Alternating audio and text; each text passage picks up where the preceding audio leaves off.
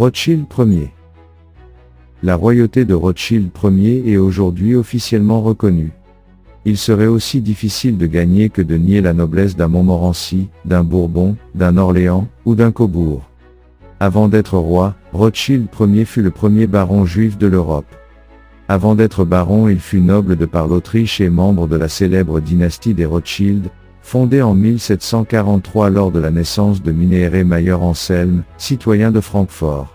Il y a en Europe 3 grandes dynasties juives, celle des Cohen, celle des Fuld, et celle des Rothschild.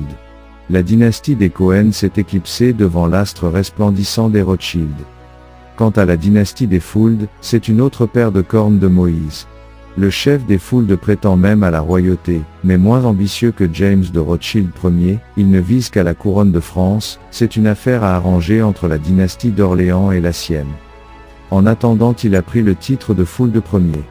Fou Ier consentait à être député sous le règne de Louis-Philippe, les électeurs ont été d'un autre avis.